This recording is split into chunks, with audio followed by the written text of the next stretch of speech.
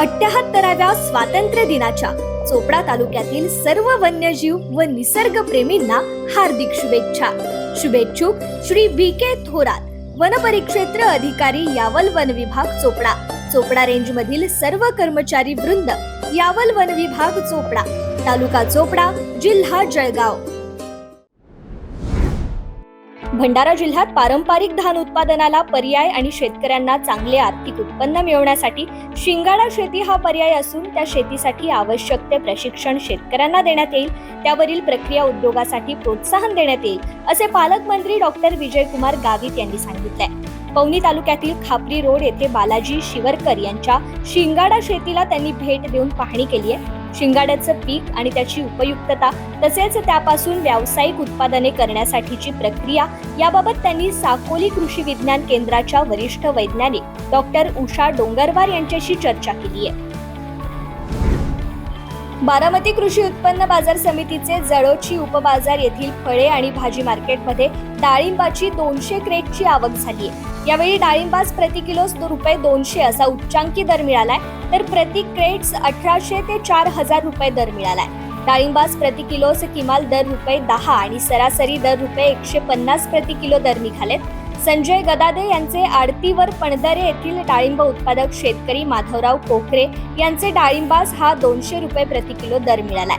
आठवड्यातून साधारण 100 ते 1000 क्रेट्सची डाळिंब आवक होतीये. डाळिंब खरेदीसाठी बारामती तालुक्यासह बिहार, कानपूर आणि दिल्ली येथील खरेदीदार येत आहेत. हे डाळिंब किरकोळ विक्रीसाठी तसेच बिहार, कानपूर, दिल्ली या ठिकाणी पाठवले जातात. सध्या केळीला समाधानकारक भाव नसल्याने शेतकरी चिंतेत आहेत. मात्र दुसरीकडे जळगाव जिल्ह्यातील जांभळी येथील प्रयोगशील शेतकरी दीपक राजपूत यांनी निर्यातक्षम केळी पिकवली आहे. या केळीला थेट रशियातून मागणी आली असून ही केळी रशियाकडे रवानी झाली आहे. साधारण 22 ते 25 किलो वजन भरेल असे केळीचे घड लागलेत.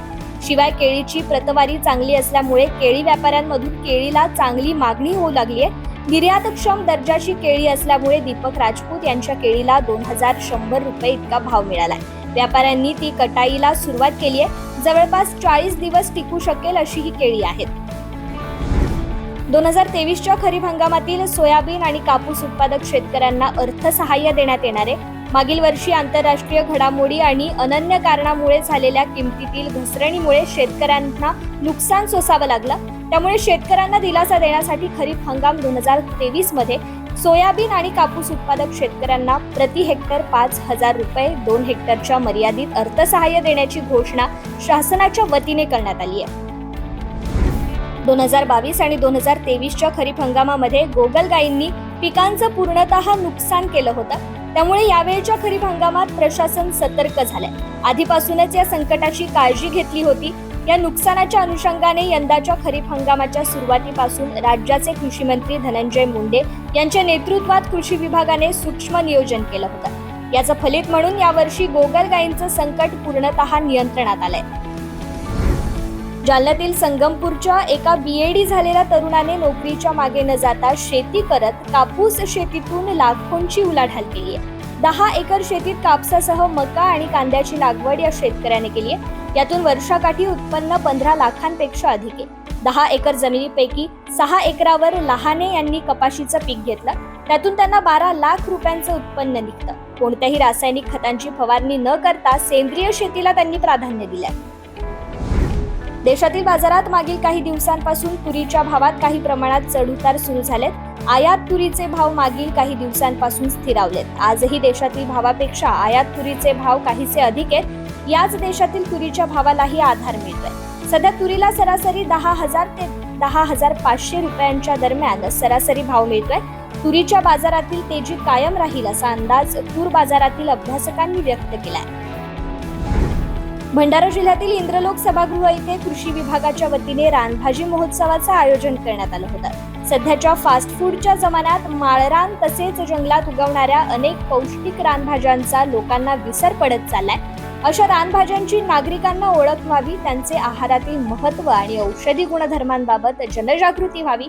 महिला बचत गटाने अशा रानभाज्यांचे उत्पन्न घ्यावे या उद्देशाने हा रानभाजी महोत्सव घेण्यात आलाय. या महोत्सवाला भंडाऱ्यातील नागरिकांनी उत्स्फूर्त प्रतिसाद दिलाय. 78व्या स्वातंत्र्य दिनाच्या चोपडा तालुक्यातील सर्व वन्यजीव व निसर्ग प्रेमींना हार्दिक शुभेच्छा.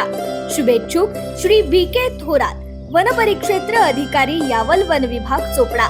चोपडा रेंज मधील सर्व कर्मचारी वृंद, यावल वन विभाग चोपडा, तालुका चोपडा, जिल्हा जळगाव.